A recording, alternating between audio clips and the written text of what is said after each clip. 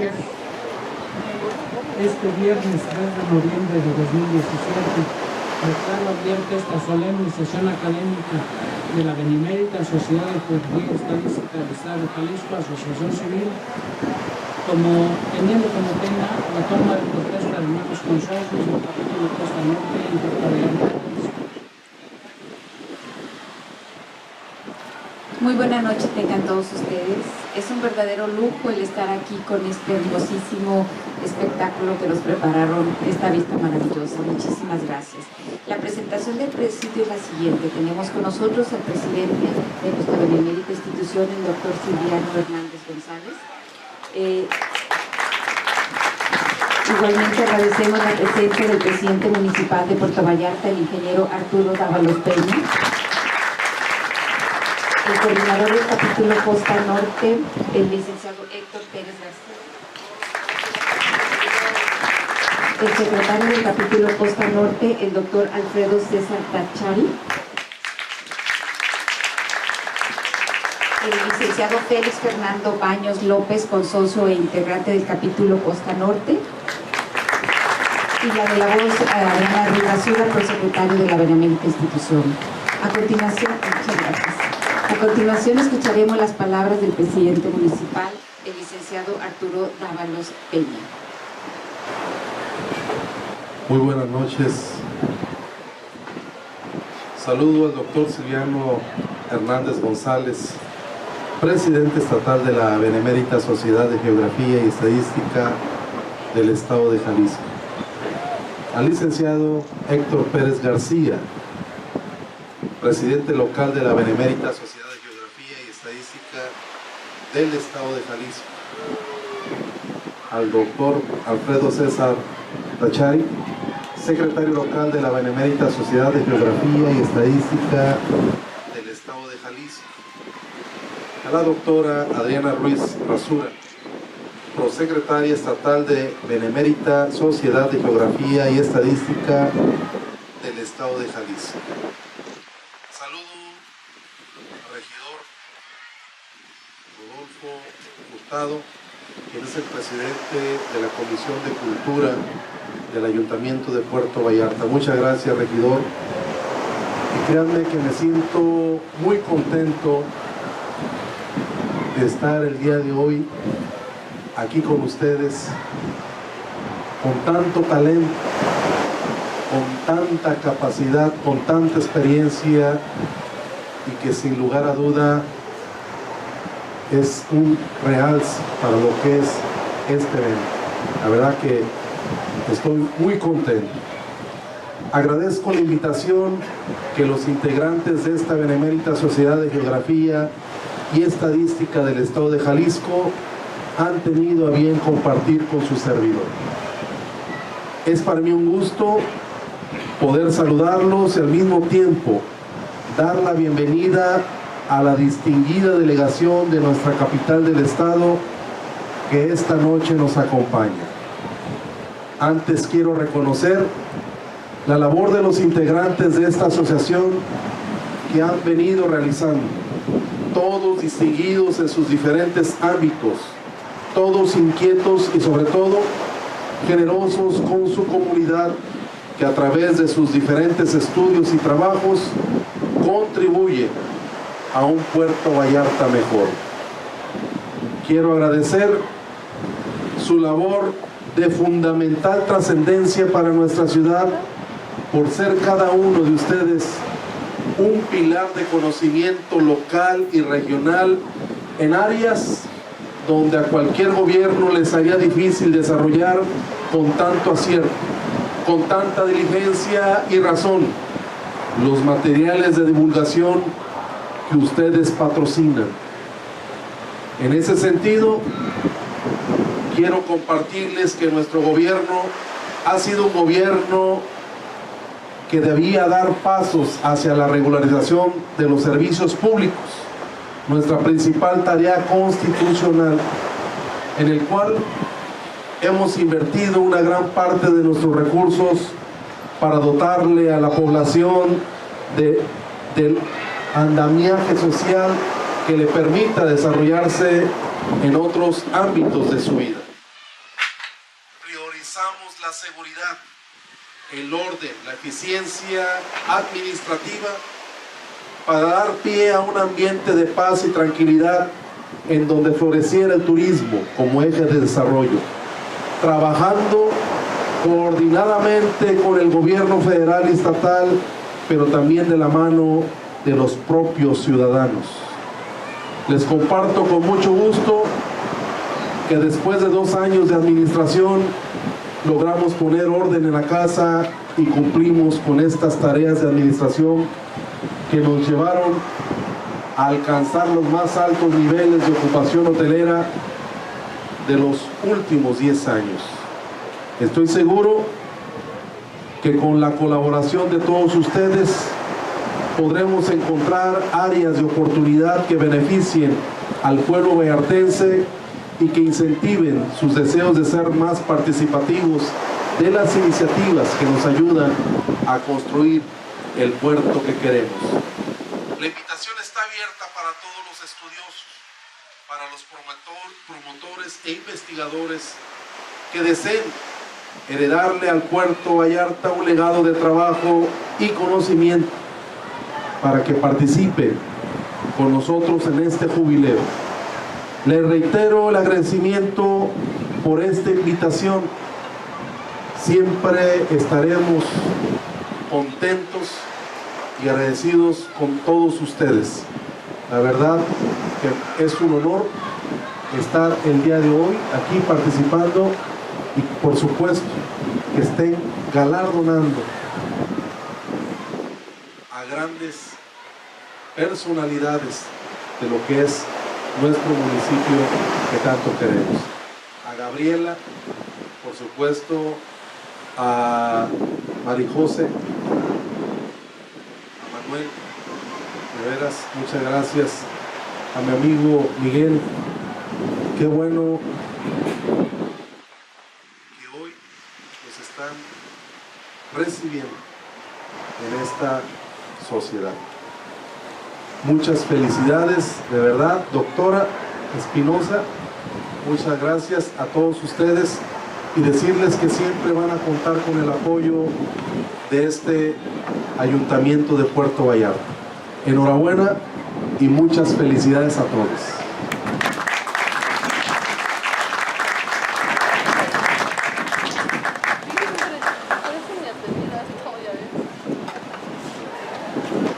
Muchas gracias por su palabra, ingeniero Arturo Dávalos Peña. A continuación, nos dará unas palabras de bienvenida el licenciado Héctor Pérez García.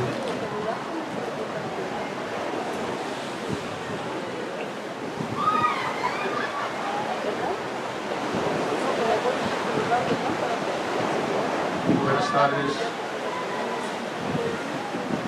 bienvenidos todos. Como coordinador del capítulo Costa Norte Puerto Vallarta, tengo el honor de darles la bienvenida a las distinguidas personalidades que nos acompañan, a los nuevos socios que rendirán protesta esta tarde y al público en general. El capítulo Costa Norte Puerto Vallarta, ave fénix que renació una vez más el 16 de febrero de 2015, cuando ya antes había sido conformado por primera vez en el año de 1988 y luego, debido a una suspensión histórica, reinstalado el 26 de abril de 1997 bajo la presencia estatal de nuestra sociedad, el licenciado Constancio Hernández Allende, siendo coordinador del capítulo Costa Norte el profesor Carlos Munguía Fregoso. En esa fecha del primer renacimiento de nuestro capítulo rindieron protesta como socios Fernando Baños, María José Zorrilla, Luis Reyes Brambila, Ramis Barquet y Joseph Mangiol. Sin embargo, ya en años anteriores habían sido admitidos como socios Óscar Rosales Rodríguez en 1978, Carlos Munguía Fregoso y Alfonso Sousa Lofred en 1986. Otros vallartenses que figuran en la historia temprana del capítulo fueron Jorge Lepe García, Yolanda Contreras de Garduño, Aurelio Rodríguez Garza y Florencio Torres Aroche. Partiendo del primer renacimiento de nuestra noble institución en 1997, contamos 20 años de funcionamiento en la época actual. 20 años que se han reconocido a Fernando Baños y María José Zorrilla en un acto solemne llevado a cabo el reciente mes de septiembre con una medalla conmemorativa. En la reinstalación de nuestro capítulo el mes de febrero de 2015 lo conformaban solo los 9 socios activos: el doctor Gustavo Ángeles, el doctor Juan Luis Cifuentes, el doctor Alfredo César Tachari, el licenciado Ignacio Cadena Berut, el licenciado Luis Reyes Brambila, el licenciado Fernando Baños y la maestra María José Zorrilla, así como el arqueólogo Joseph Manjoy y el suscrito. Con la admisión de esta nueva generación que rendirá protesta esta tarde, el capítulo contará con 14 socios activos, el mayor número de su historia. A partir de la instalación en 1988, los coordinadores han sido don Carlos Munguía Fregoso desde ese año hasta su muerte, el licenciado Ignacio Cadena, el doctor Gustavo Ángeles y el suscrito a partir de 2016. Finalmente quisiera recordar la razón de la existencia de nuestra noble institución. Nacida el 18 de abril de 1833, por órdenes del entonces presidente de la República, el jalisciense doctor Valentín Gómez Farías. Desde su origen, nuestra institución entendió que su misión fundamental era investigar e impulsar la cultura principal en toda la historia. Eso es lo que hemos hecho, socios y aspirantes durante 2017. Colgar en la historia de la región y escribir un libro colectivo entre todos y regalarlo a Puerto Vallarta como un homenaje por su primer centenario como municipio en 2018. Muchas gracias.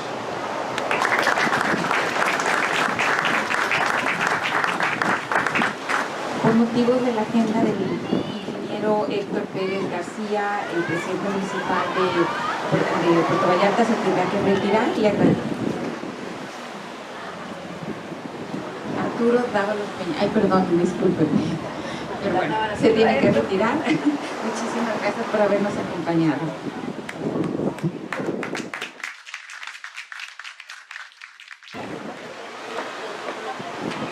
Bien, siguiendo con la orden del día, a continuación le solicitamos al licenciado Baños López presente a cada uno de nuestros recipientarios de esta noche y les otorgue el uso de la voz para escuchar una síntesis de los trabajos ya presentados. Buenas noches. Andrea Gabriela Scartashini Palaro es bonaerense, doctora en Ciencias para el Desarrollo Sustentable por la Universidad de Guadalajara y miembro del Sistema Nacional de Investigadores desde 2011. Se interesa en historia oral, sustentabilidad, historia reciente y transiciones sociales. Profesora investigadora de tiempo completo, titular C del Centro Universitario de la Costa, escribe en revistas científicas de América Latina y Europa y ha recibido premios de la Universidad de Guadalajara y del Ayuntamiento de Puerto Vallarta. El 24 de marzo presentó su trabajo de ingreso sobre el periódico Aquí Vallarta, testigo de la historia de Puerto Vallarta, del que nos va a presentar en este momento una síntesis.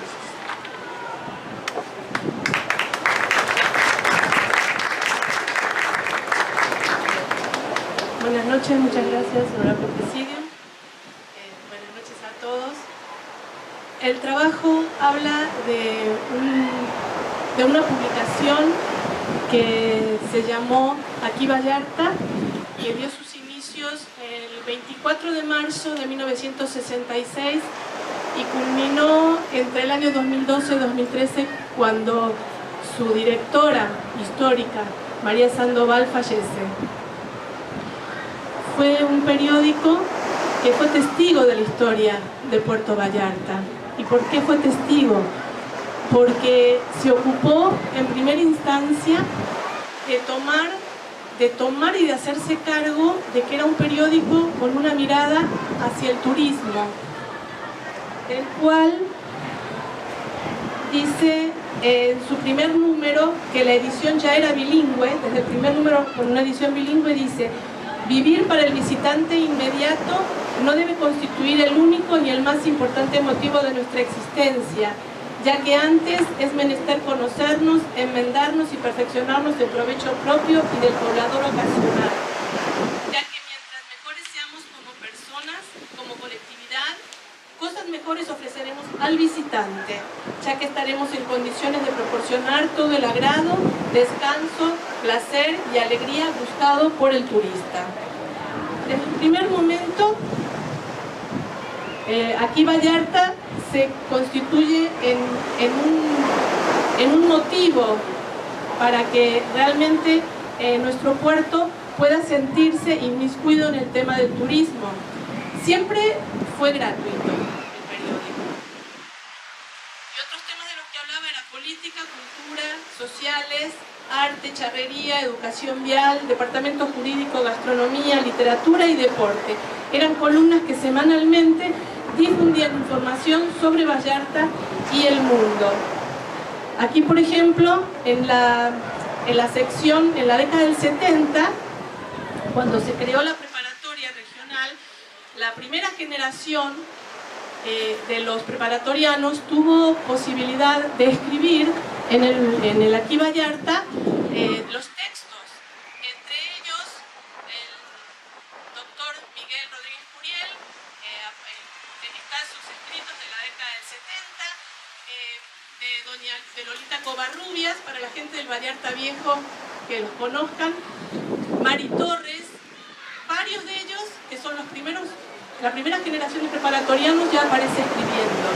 También se encuentran textos del licenciado Félix Fernando Baños, que ahí él realmente trabajaba todo lo que tenía que ver con literatura, con las traducciones del latín al español de los textos, y de alguna forma lo que quiero decir en este poquito tiempo que tengo es que realmente fue una publicación que acompañó y que nos permite ahora darle continuidad a la historia y ver que Vallarta tuvo una historia propia, una historia con gente que hoy está vigente, que hoy sigue trabajando por Vallarta y que realmente nos permite entender los pasos del turismo hacia cómo está en este momento. Entonces, yo creo que realmente aquí Vallarta constituye un ejemplo claro de un medio de comunicación que nos ha dado fortalezas para poder hablar de una historia de Vallarta en todos los ámbitos de desarrollo humano. Hay un sinfín de detalles, por ejemplo, había un departamento jurídico, se publicaba la Constitución, en todos los números semanales se publicaba un fragmento de la Constitución, y como era bilingüe, se publicaba, por ejemplo, de la primera cronista de Puerto Vallarta, de doña Catalina Montes de Oca, se publicaban partes de su libro, en inglés y en español, ya desde la década del 80. Y luego cuando fue Carlos Munguía cronista, también, inclusive con posterioridad al fallecimiento de Carlos Munguía, se siguieron publicando los textos de él con permiso de sus herederos. Entonces, sí tenemos una gran publicación que está en manos, guardada en volúmenes totalmente cuidados por el hijo de Mariquita, porque Mariquita, como la llamaban a María Sandoval, tiene encuadernados y mantuvo encuadernados desde el primero, del 24 de marzo de 1966, que hablaba de que Vallarta era un paraíso, hasta el último, que terminó con el día en que nos dejó. Eso es lo que quiero decir. Muchas gracias. Muchas gracias, doctora Cartagini.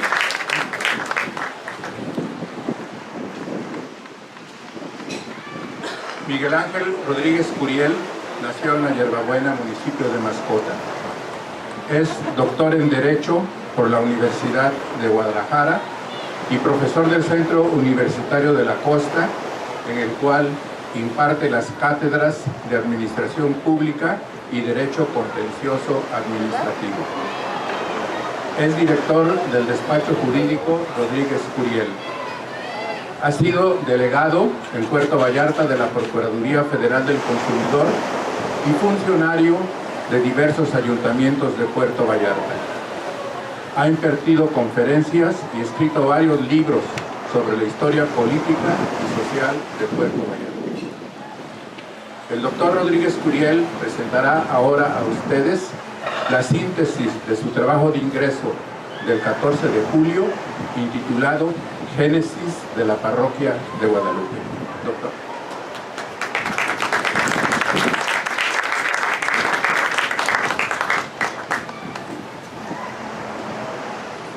Buenas noches, gracias por su asistencia. Sin más preámbulo, por el corto tiempo que tenemos, entramos en materia. La fe católica fue traída a las Indias por los españoles tras el encuentro de los dos mundos. Poco después de concluida la conquista, fue precisamente Hernán Cortés quien instituyó formalmente en sus ordenanzas de 1525 la cristianización de los indios. Después de 3 siglos de coloniaje y tras 11 largos años de lucha fratricida, nuestro país logró por fin su anhelada independencia de España para continuar con una interminable serie de luchas internas y reacomodo de intereses entre liberales y conservadores que se extendieron a todo lo largo del siglo XIX y las 3 primeras décadas del siglo XX. Es precisamente en esta época de luchas constantes cuando se inicia la fundación del poblado de Las Peñas, un 12 de diciembre de 1851, atribuyéndose este trascendental suceso a los señores J. Guadalupe Sánchez Torres y 10 jefes de familia más. La fundación de los pueblos generalmente va aparejada con el establecimiento de un templo en donde sus moradores puedan recibir los auxilios espirituales inherentes a todo ser humano. Los terrenos en donde estaba asentada la población de Las Peñas pertenecían entonces a la Compañía Unión Encuale. Esa fue la razón por la que don Guadalupe Sánchez acudió en representación de la feligresía ante la Unión con el propósito de conseguir un terreno en el centro del poblado para la construcción del templo, petición que le fue concedida. Los habitantes del naciente pueblito, tratando de remediar su necesidad espiritual y ya con la certeza de contar con un terreno en el lugar idóneo para la construcción de un templo donde seguramente en un futuro no muy lejano pudiera oficiar misa al sacerdote que los guiara como pastor, se aprestaron con entusiasmo renovado a iniciar los trabajos de construcción.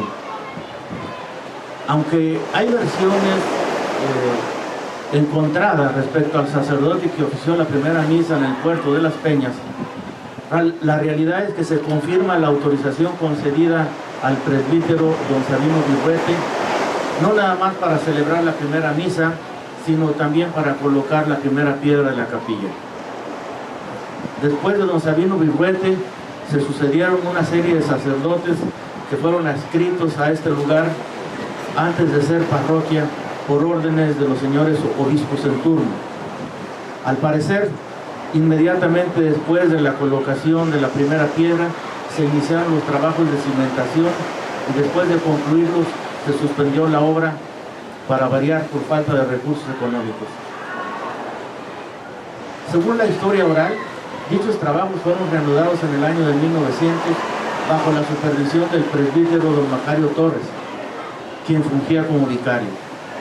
Durante el lapso en que fue vicario, concluyó la capilla que vino a sustituir al antiguo Jacalón, la cual, de acuerdo a la usanza de aquella época, fue construida con muros de adobe, techo de madera y teja de barro, así como piso de ladrillo, constituyendo estos trabajos el primer esfuerzo formal por construir, ya con licencia eclesiástica, el templo del lugar.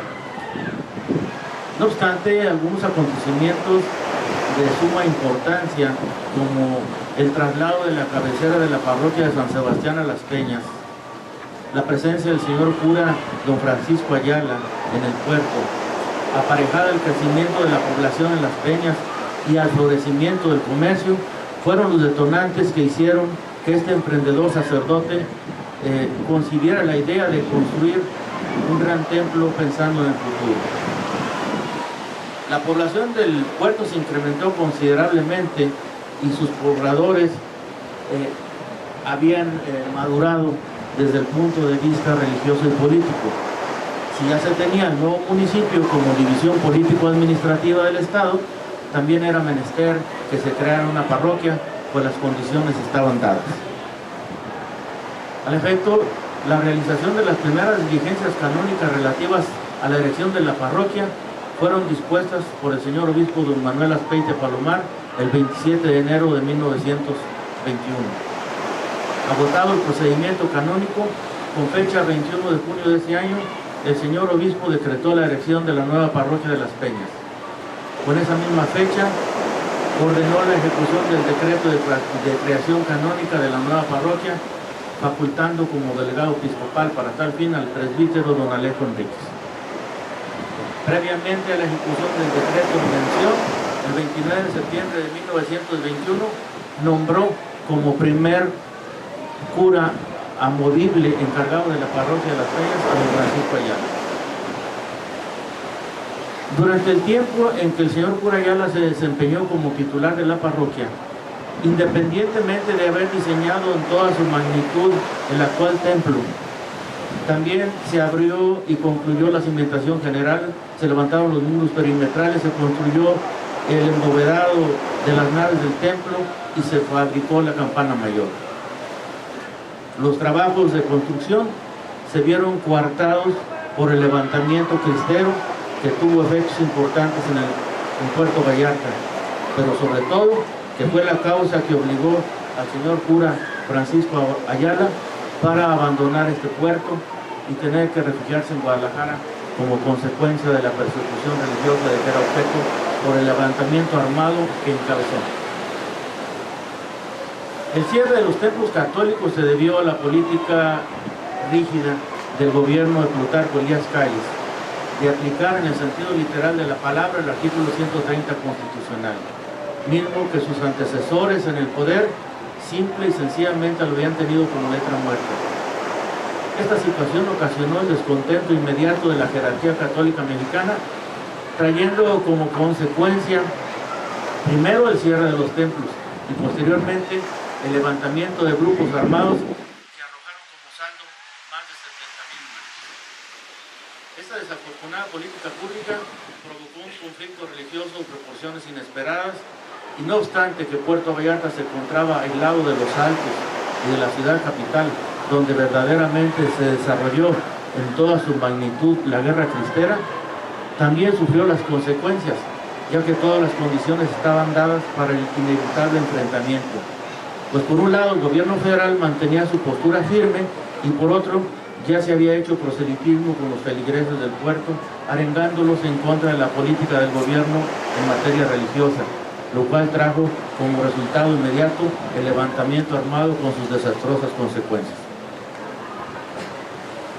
Los efectos se sintieron ampliamente después del 31 de julio de 1926 y hasta el 31 de junio de 1929, en que se llevaron a cabo los famosos arreglos entre el gobierno federal y la alta jerarquía católica.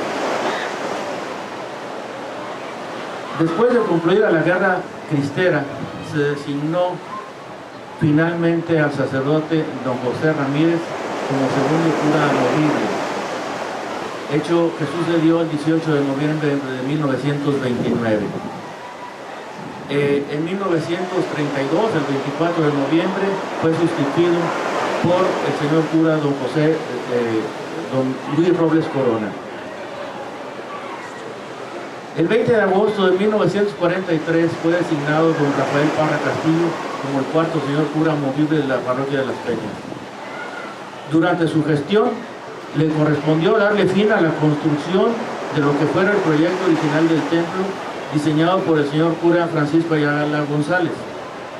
Por otro lado, se dedicó en cuerpo y alma a embellecer el interior del templo, al que le incorporó una infinidad de obras de arte.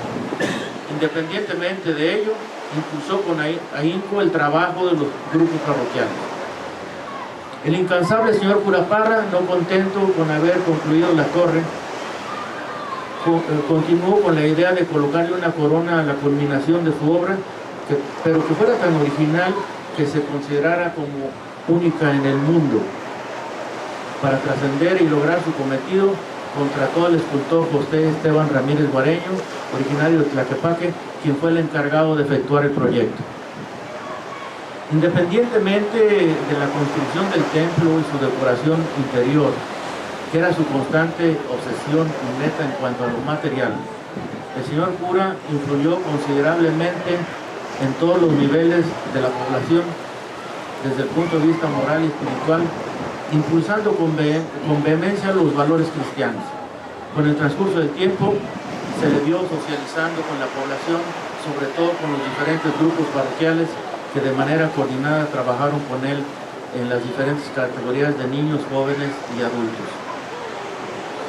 Para finalizar mi exposición, puedo decir que con la gestión del señor cura Parra, quien falleció el 10 de noviembre de 1966, se concluye la construcción del templo, pero también la consolidación de la parroquia en todos sus aspectos. Trabajo que continuaron con esfuerzos renovados sus sucesores, Francisco Antonio Aldana Cardona, Jesús Meda Lomelí, Luis Ramírez Ortiz, Esteban Salazar González y actualmente Roberto Cordero Robles. Muchas gracias. Muchas gracias, doctor.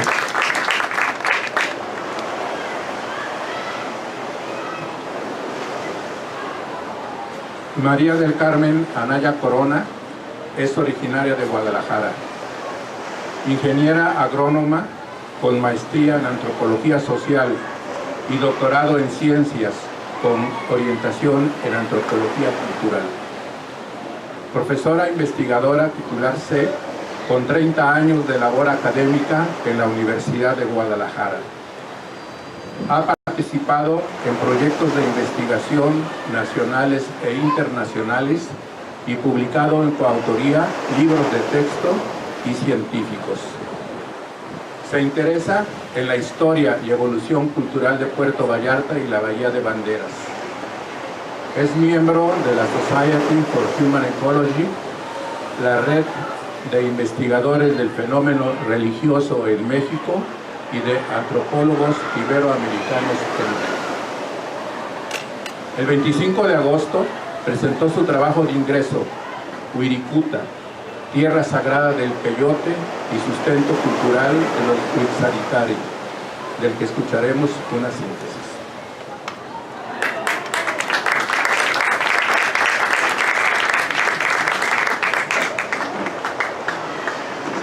Bueno, trataré de decir en pocos minutos algo que es muy rico. La cultura wixárika, huichol, es una de las 10 más importantes del mundo.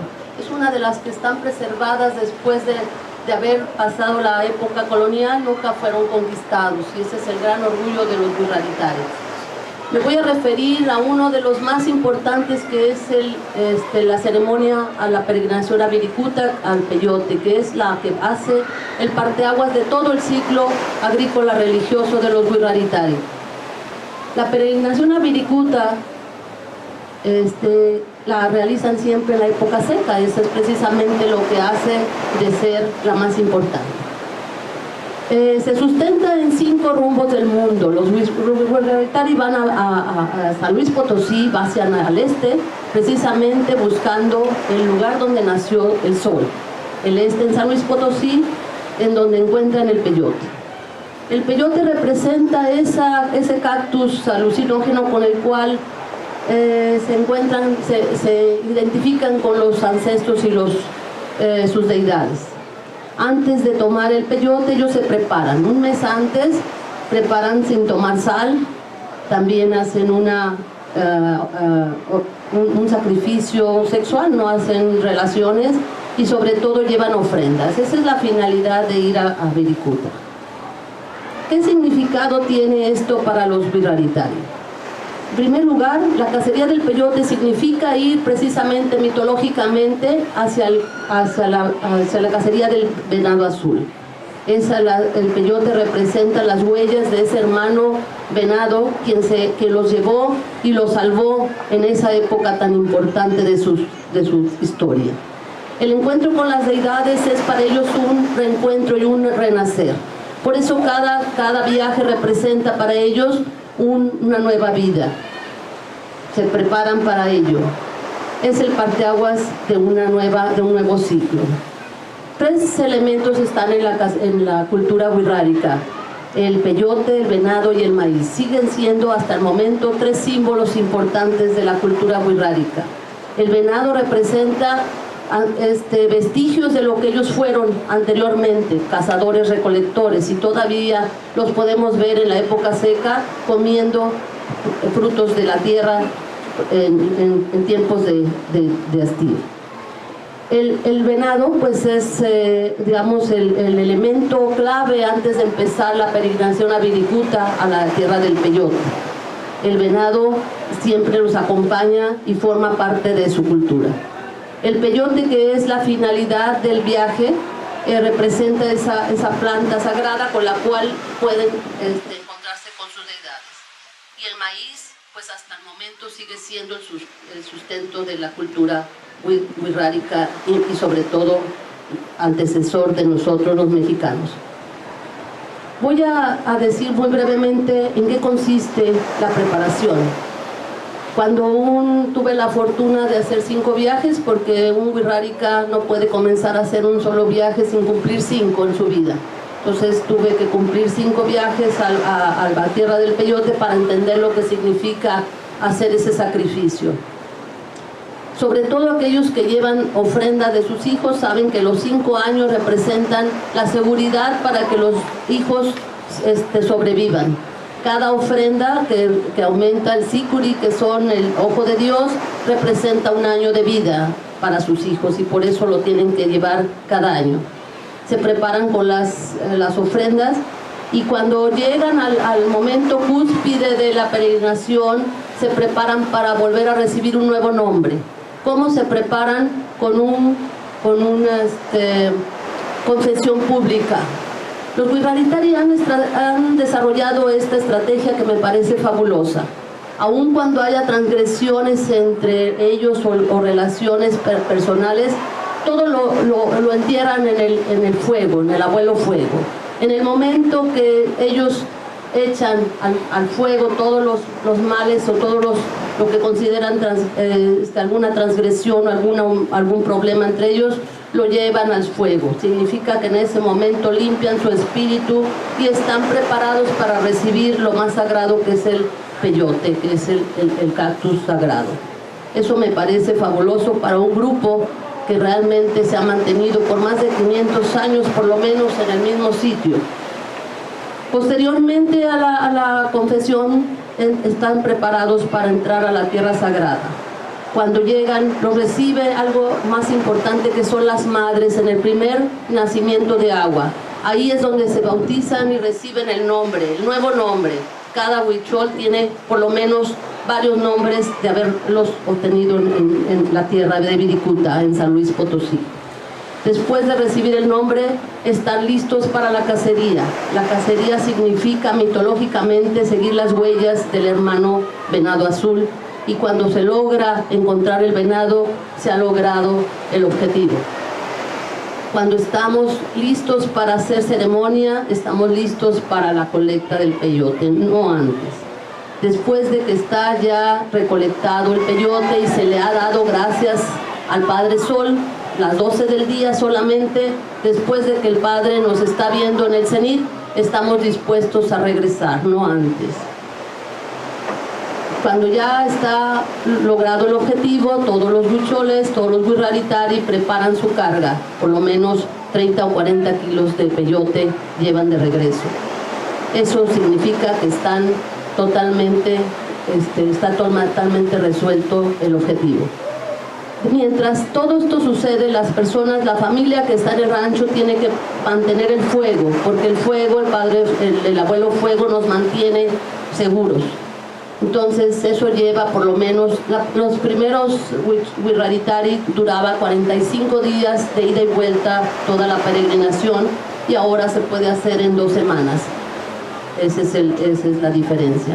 Cuando logra uno llegar de regreso al rancho, cuando ya está la cacería terminada, se tienen que pintar con una planta y por eso los pueden ver ustedes con la pintura en los rostros, que es con la urra que uno tiene en el desierto, y eso significa que están purificados. Todos los peyoteros que están pintados en la cara significa que vienen purificados después de haber estado en la tierra sagrada hacia el este. El este significa el lugar más sagrado de los huicholes hacia los 5 rumbos del mundo. El este, al San Luis Potosí; el oriente, precisamente aquí en San Blas, en Jaramara, donde nace precisamente el agua que les va a nutrir a la sierra de los huicholes; al norte, ¿verdad?, hacia la sierra de Chihuahua; al sur, en el lago de Chapala, donde también la madre Nacahué les ayudó en una época difícil; y al centro, que es el más importante, que es en Teacata, en la sierra de los huicholes. Los huicholes tienen 5 rumbos del mundo y todavía tienen otro que es el inframundo, como muchos de los pueblos prehispánicos. Bueno, ese es algo muy relevante para mí, la experiencia de haberlo vivido desde adentro y saber el significado que es para un pueblo tan importante como los huicholes, el que todavía hasta el tiempo de hoy persista. Muchas gracias. Muchas gracias, doctora.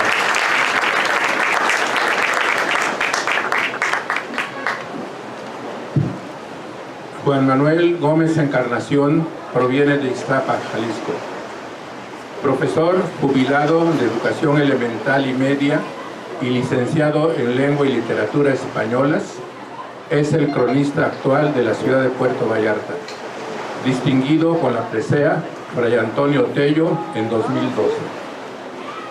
Ser autor de cuentos infantiles y leyendas de la Bahía de Banderas le ha merecido premios nacionales y estatales. Individualmente y en conjunto con otros miembros de su familia, ha producido obras sobre la historia regional, aparte de registrar y publicar la crónica municipal desde el año 2006. El 27 de septiembre presentó su trabajo de ingreso, Don Agustín Flores Contreras, ilustre vallartense del siglo XX, que ahora será expuesto en síntesis por su autor.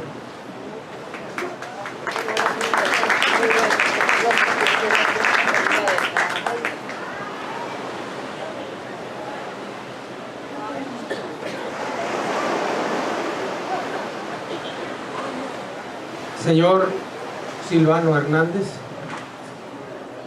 doctora Adriana Ruiz, don Héctor Pérez García, doctor Alfredo César Dachari, licenciado Félix Fernando Baños, agradezco en todas sus dimensiones esta oportunidad que se me brinda para pertenecer a tan honrosa sociedad, la Sociedad de Geografía y Estadística de México, en lo general, y la Benemérita Sociedad de Geografía y Estadística de Jalisco.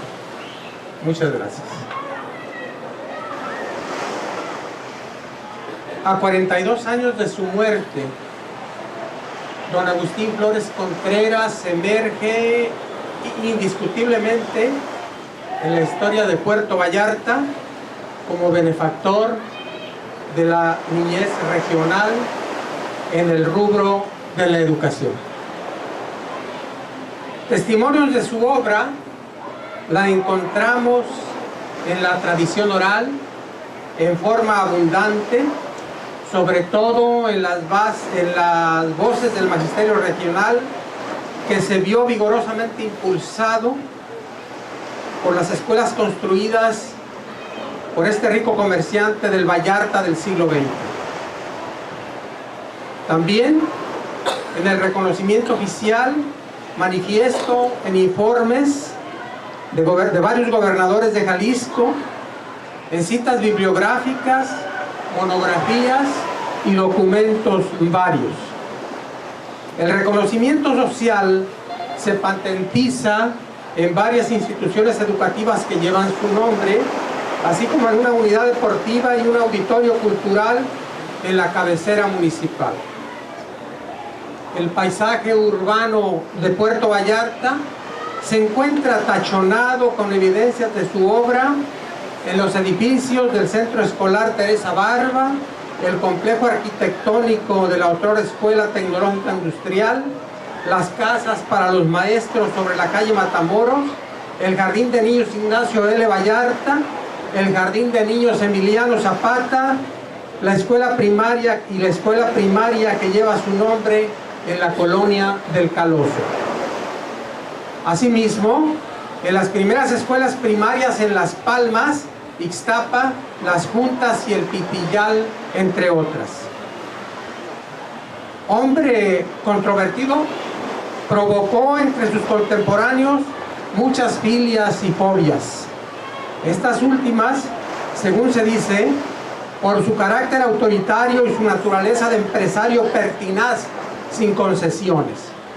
Pero a la hora de hacer el balance entre lo positivo y lo negativo, la perspectiva histórica se impone a su favor.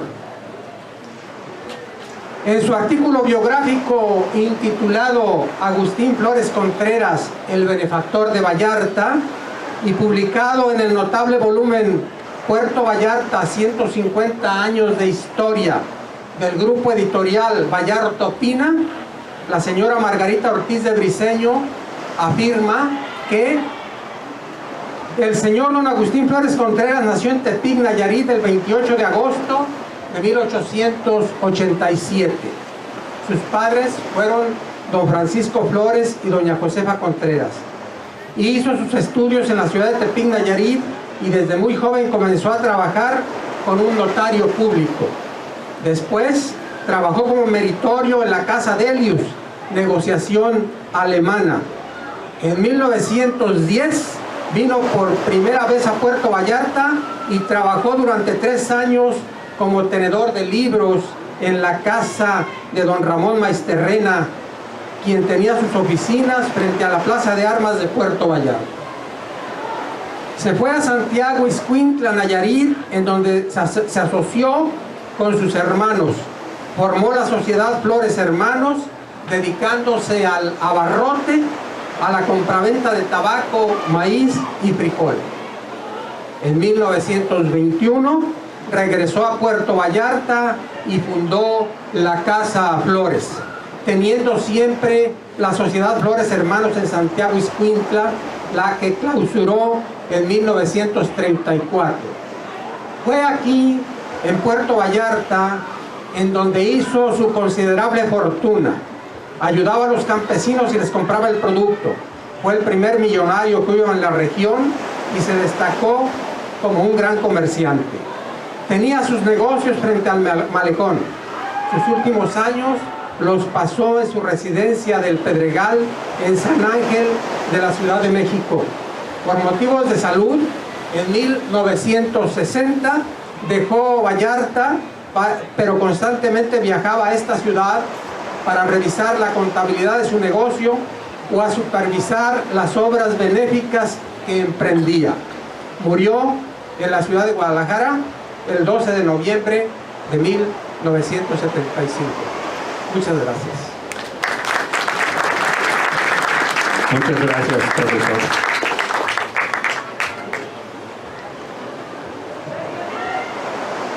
Eduardo Gómez Encarnación proviene asimismo de Ixtapa, Jalisco. Profesor titulado de Educación Primaria, así como licenciado en Historia Universal y posteriormente en Homeopatía, es el cronista actual del municipio de Bahía de Banderas. Se interesa por las raíces culturales, el imaginario y el habla cotidiana de la región. Aparte de obras poéticas, ha publicado varios libros sobre la historia de los pueblos de la Bahía de Banderas e Ixtapa, obra por la que ha recibido reconocimientos y premios desde internacionales hasta municipales. En su trabajo de ingreso, el 16 de octubre, disertó sobre las formas de la tenencia de la tierra en la Bahía de Banderas y su influencia en el desarrollo de sus pueblos, cuya síntesis nos ofrecerá ahora.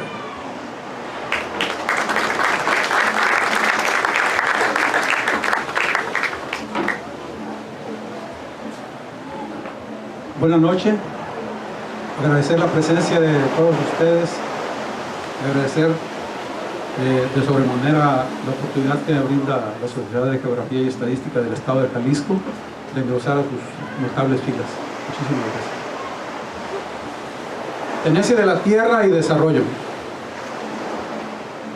El tema viene girando sobre las diferentes formas de la tenencia de la tierra en la Bahía de Banderas y cómo ha influido en su desarrollo hasta la fecha. Fray Antonio Tello asegura que a la llegada de los españoles, nuestra región se encontraba poblada por más de 100,000 almas y la tierra cultivada de algodón y maíz de regadío, que no había cosa baldía. En la Bahía de Banderas, como en todos los pueblos de Mesoamérica, coexistían la propiedad comunal y un género de propiedad privada. La propiedad privada estaba destinada a sufragar los gastos del culto y al sostenimiento del ejército en batalla. La comunal, terrenos pertenecientes a barrios y no a las personas en forma individual. La parcela se entregaba a un jefe de familia que podía heredar, pero no podía vender ni rentar. Se tenía obligación de trabajarla en forma ininterrumpida y de no hacerlo, al tercer año se perdía el derecho a la tierra. En 1525, los españoles encontraron en nuestra región sociedades organizadas y exitosas en base a la propiedad comunal de la tierra. Después de la conquista vino la colonización de los territorios ocupados, valiéndose de la encomienda. El encomendero percibía los impuestos que los indígenas debían de pagar a la corona a cambio de asegurarles mantenimiento, protección y adoctrinamiento en la fe católica. La encomienda no podía venderse, pero sí heredarse hasta una tercera o a veces hasta una quinta generación, por lo que se considera la primera forma de apropiación del territorio en América. En nuestra región se registraron por lo menos 12 encomiendas con sus respectivos encomenderos. El nuevo orden social reconoció dos tipos de propiedad, la comunal y la privada. La comunal estuvo destinada al mantenimiento de los pueblos indígenas. No podía crecer, estuvo limitada en su extensión. La propiedad privada fue destinada a los españoles con la intención de enriquecerlos. Consistió en mercedes reales que recibieron diversos nombres y podían venderse, heredarse y acumularse. A mediados del siglo XVI se fundaron 7 pueblos en la región a los que se les entregó un sitio de ganado mayor para su mantenimiento, 1.755 hectáreas aproximadamente. Ocupando las mejores tierras aparecieron también las primeras mercedes reales. Estas mercedes estuvieron dedicadas al cultivo de cacao y crianza de ganado mayor. En 1623, en la Bahía de Banderas se registraban 6 estancias españolas y 3 pueblos libres. Durante el siglo XVII, las leyes virreinales favorecieron el despojo de las tierras comunales y la concentración de las tierras. Hacia 1695 se registraban 3 haciendas y un pueblo libre nada más. Durante más de 200 años, las estancias fueron grandes criadoras de ganado vacuno y caballar, que era concentrado en Compostela y Mascota para llevarse a la Ciudad de México. Una vez lograda la independencia, los decretos para eliminar la propiedad comunal que se dictaron en Jalisco permitieron que toda la tierra de la región se concentrara en una sola propiedad, el Colesio. En 1857, las leyes de reforma eliminaron oficialmente la propiedad corporativa de la tierra. Durante la revuelta lozareña, los pueblos de la región lucharon por sus tierras comunales, siendo sometidos hasta 1885. Una vez pacificado el territorio de Tepic, en el lado nayarita de la Bahía de Banderas, la compañía deslindadora Gallo puso en remate 137,000 hectáreas. Con estos terrenos se formaron 7 haciendas en el lado nayarita del valle, mientras en Jalisco el antiguo Colesio se había dividido en 5 haciendas. Las haciendas de la región, aunque pequeñas, fueron muy productivas por la fertilidad de las tierras. Este sistema de haciendas atrajo a varias casas comerciales a las peñas Puerto Vallarta, que progresaron gracias al comercio del tabaco, otros productos agrícolas y la explotación de algunos recursos naturales. En 1910, estalló la Revolución Mexicana por no haberse resuelto satisfactoriamente los problemas agrarios. La Constitución de 1917 restableció entonces la propiedad comunal, el ejido. Entre 1921 y 1954 se formaron en la región de Bahía de Banderas alrededor de 27 ejidos. Aunque controvertido, el ejido como propiedad social ha cumplido un papel importante. Durante el reparto ejidal se consolidaron las poblaciones y se conformó la traza urbana de los pueblos. Se incentivó la urbanización y la construcción de casas de ladrillo y teja.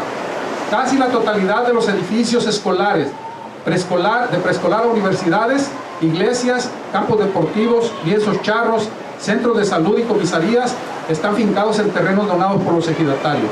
En su momento, los ejidos fueron la institución económica y política más fuerte de la región. Cuando hubo crédito oportuno, la producción ejidal de maíz, frijol y sorgo en la región alcanzó volúmenes no imaginados.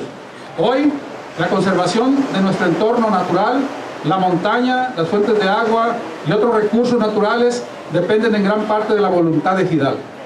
A partir del gobierno de Miguel de la Madrid, empezó a retirarse la inversión pública a la economía nacional, entre estas el crédito ejidal. La tendencia se acentuó con Carlos Salinas de Gortari, quien consiguió y ejecutó la reforma al artículo 27 constitucional. Esta reforma fue hecha para privatizar y posibilitar el ingreso de las tierras ejidales y comunales a los circuitos comerciales. El llamado dominio pleno sustrae la tierra del patrimonio ejidal, rigiéndose en adelante ya no por normas de derecho agrario, sino por disposiciones del derecho civil y mercantil. Ahora, las tierras ejidales y comunales, antes inalienables, inembargables e imprescriptibles, pueden venderse, embargarse y han salido de las leyes que aseguraban su perpetuación. Desde entonces, los ejidos de la faja costera han visto disminuido notoriamente su territorio y algunos casi desaparecido para favorecer a la hotelería y actividades relacionadas con el turismo. Las tierras agrícolas del valle se comercializan por el interés del riego y el desarrollo urbano. En la zona serrana, aunque la comercialización de tierras es lenta, conserva su actividad primaria, la agricultura y la ganadería. Tal parece que el ejido como tal está destinado a desaparecer. Dos preguntas quedan en el aire: ¿cuándo y cuáles serán sus consecuencias? Muchas gracias. Muchas gracias, licenciado.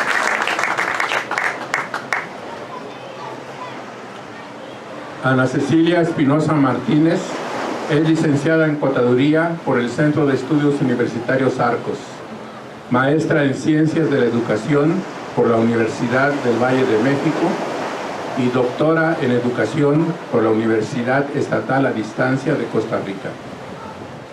Desde 1996 investiga la transdisciplinariedad y desarrolló el proyecto de investigación Acción Transdisciplinar del Centro Universitario Arcos, del que ella es directora. Conferencista y articulista sobre transdisciplinariedad, complejidad y educación superior, epistemología de la ciencia y filosofía universitaria, ha escrito 2 libros sobre estos asuntos. El 27 de octubre presentó su trabajo de ingreso sobre transdisciplinariedad y educación superior, experiencias en el Centro de Estudios Universitarios Arcos para abrir los saberes a la complejidad de la vida, cuya síntesis escucharemos.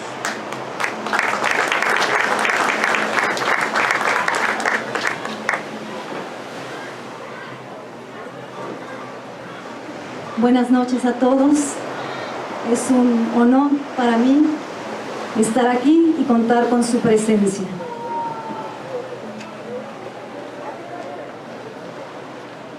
Un sauce de cristal, un chopo de agua, un alto surtidor que el viento arquea, un árbol bien plantado más danzante, un caminar de río que se curva, avanza, retrocede, da un rodeo y llega siempre. Un poco se parece esto a la experiencia de que voy a hablarles. Octavio Paz, Piedra del Sol. El trabajo, como dijo el maestro, se tituló Transdisciplinariedad y Educación Superior, experiencias en el Centro de Estudios Universitarios Arcos para abrir los saberes a la complejidad de la vida.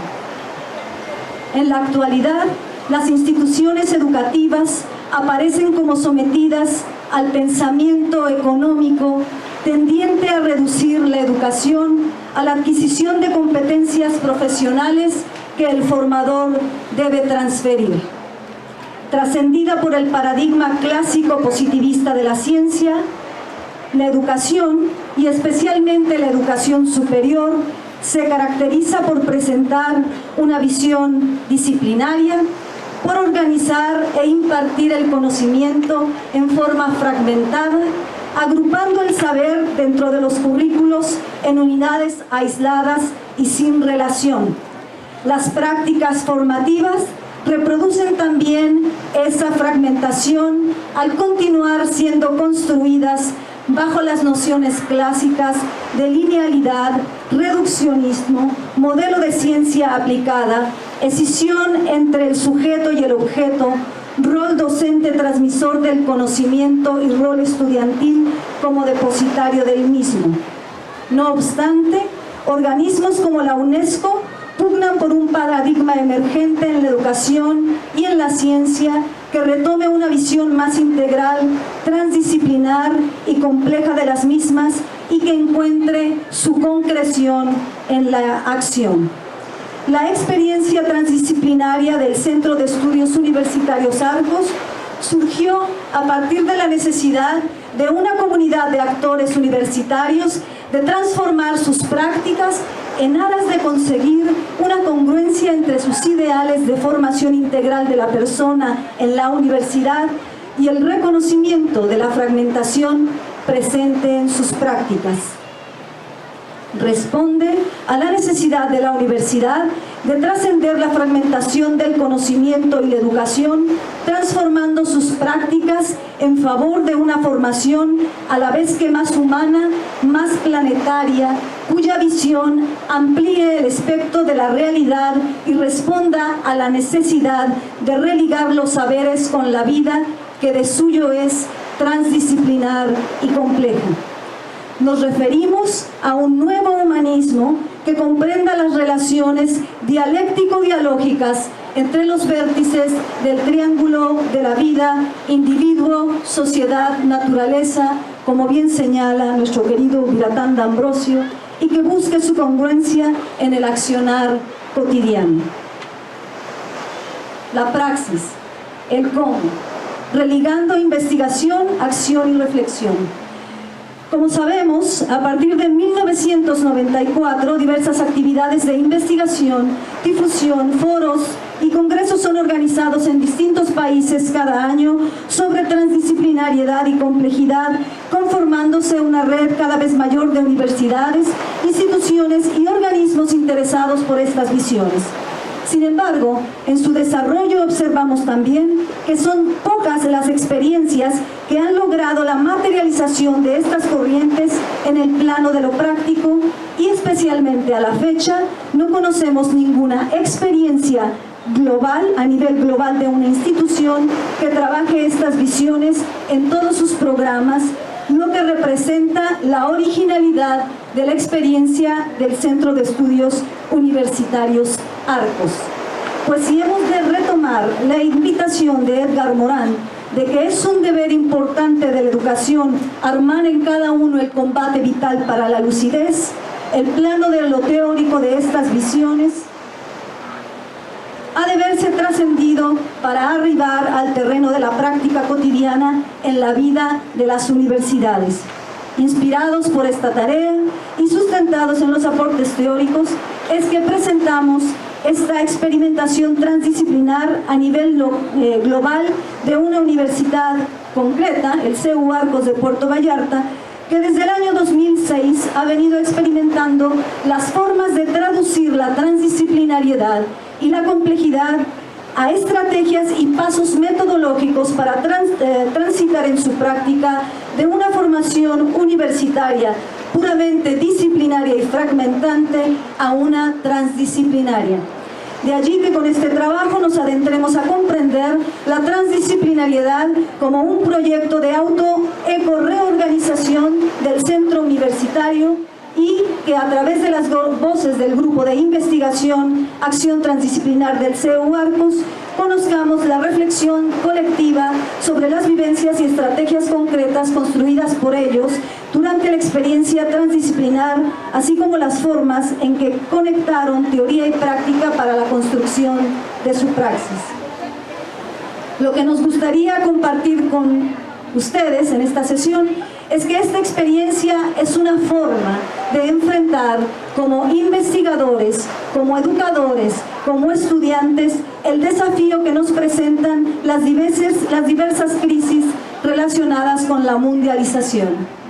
¿Cuál es la responsabilidad de las instituciones educativas para enfrentar el problema de la mundialización?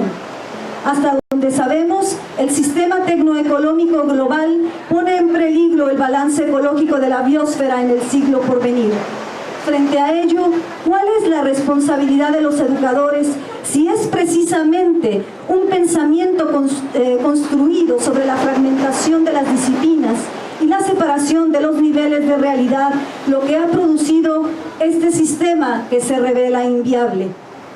Pensamos que nuestra responsabilidad es acompañar la reforma del pensamiento hasta una ecologización de los saberes, lo que puede verse en la producción de los investigadores del CEU Arcos, presentada en el documento de ingreso a la Benemérita Sociedad de Geografía y Estadística del Estado de Jalisco. Entonces, nuestra esperanza es que este trabajo pueda ayudar a otras personas y a otras instituciones que sientan la misma responsabilidad. En palabras del investigador francés Gaston Pinault, por su visión educativa, Arcos representa la universidad del futuro. Sentí esa universidad del futuro en marcha temporal, social y transnacional, en un diálogo con el mundo, a construirse a través y más allá de los espacios cotidianos, enmarca con sus diferentes niveles de realidad, prácticos, teóricos y existenciales, a ser conjugados para abrir los saberes a la complejidad de la vida. El proyecto transdisciplinar de esta universidad es una herramienta preciosa para todos aquellos que deseen desarrollar una educación que tienda más hacia la libertad humana que hacia el mercado. Muchas gracias. Muchas gracias, doctora. Doctora Adriana Ruiz Rasura, me permito informarle que terminó la presentación del trabajo de esta.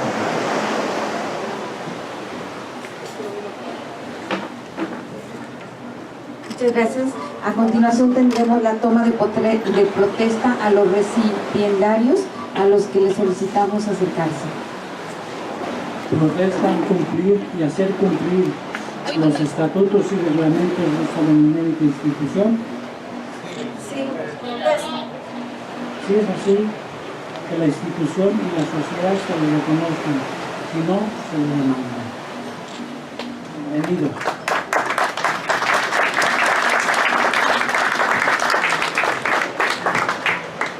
Procedemos a la entrega de banderas, estatutos y reproches de participación.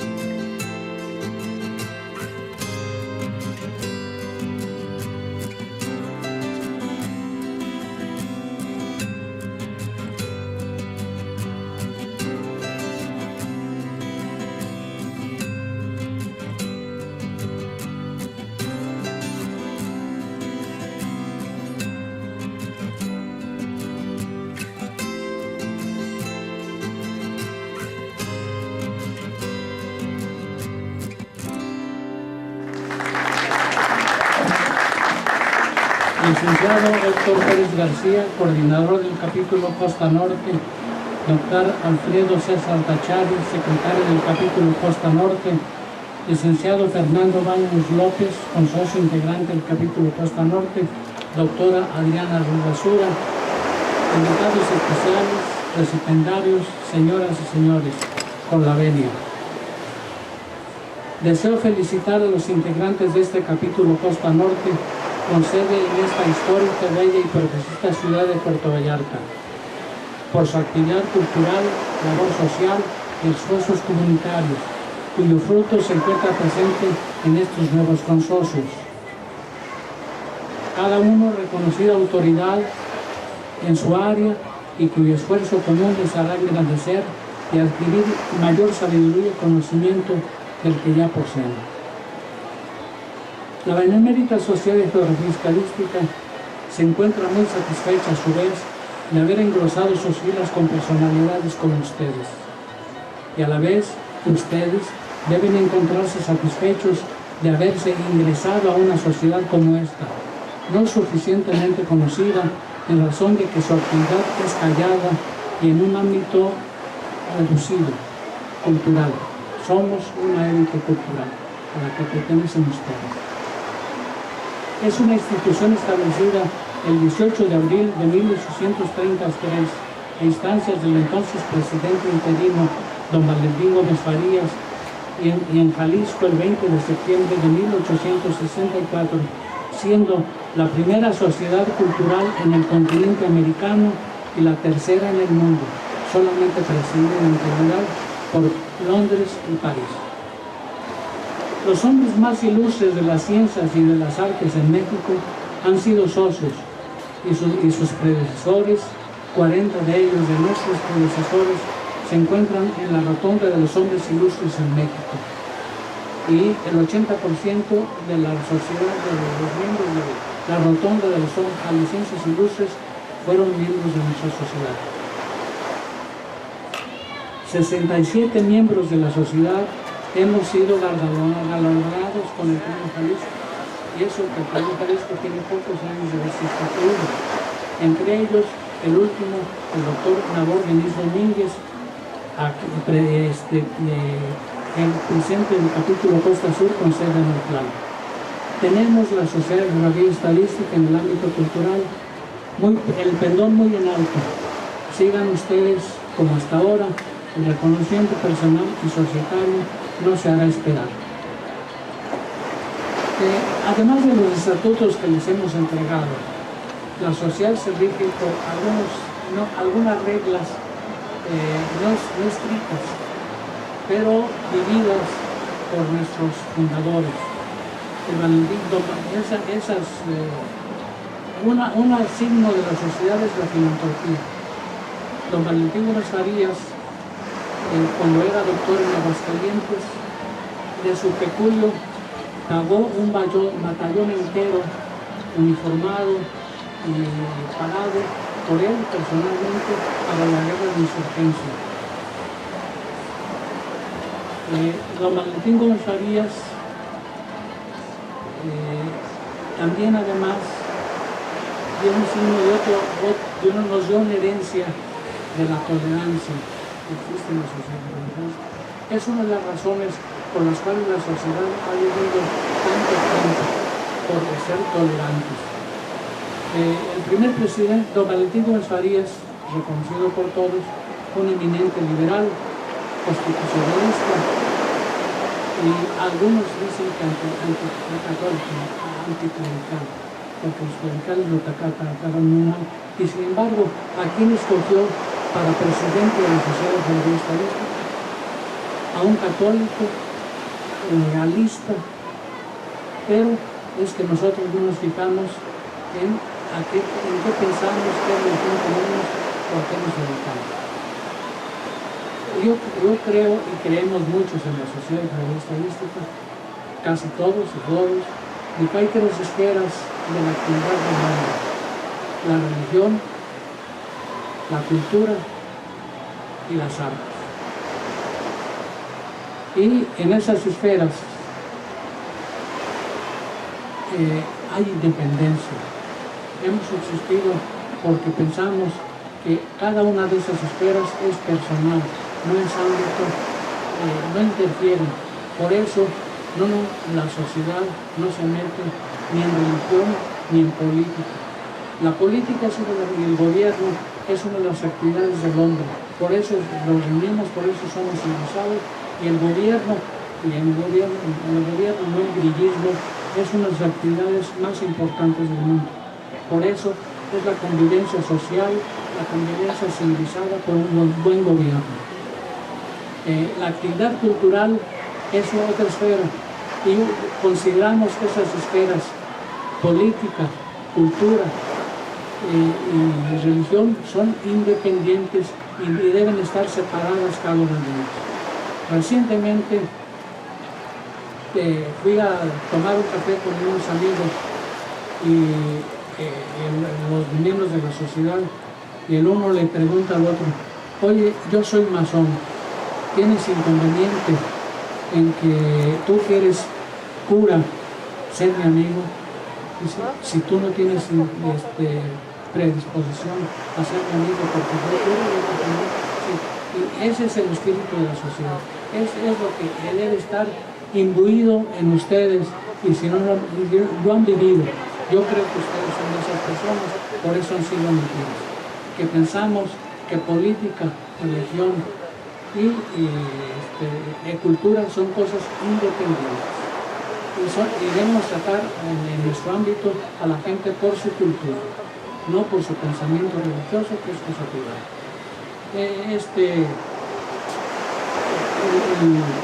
Eso no es solo nacional, sino el primer presidente de la Benemérita de la Sociedad Ecuatoriana Estadística del Estado de Jalisco, don Hilario Romero Gil, fue el fundador de la educación privada y de la educación secundaria en el Estado de Jalisco, y fundó él de su peculio, mantuvo de su peculio 2 escuelas durante 10 años de primaria y femenina en Ameca, de donde era de pensión anterior. Instituyó un hospital equipado totalmente, que ahora está convertido en Casa de la Cultura, y don José Gómez de la Cortina, que fue el primer presidente nacional, en este caso de tolerancia, con don Valentino López Farías, fundó, era un sabio de su época, que tenía las mejores colecciones numismáticas del mundo. Don José Gómez de la Cortina era español, estuvo en Europa, y era amigo de Humboldt, del barón de Humboldt, y amigo del ingeniero Eichler. Por eso la Sociedad de Geografía Estadística tuvo como miembros a Humboldt y a Eichler, la élite del pensamiento ilustrado de la época. Fue miembro de la Sociedad Nacional de Geografía Estadística por don José Gómez de la Cortina, y don José Gómez de la Cortina era todo lo contrario a don Valentino López Farías. Incluso fue desterrado de México por Santana, y don Valentino López Farías, en aras de esa tolerancia, lo hizo regresar en pocas semanas y le dio la dirección de la Sociedad Nacional de Geografía Estadística. Esos 3 puntos ténganlos muy presentes: la filantropía y la tolerancia. Muchas gracias, que pasen buenas noches.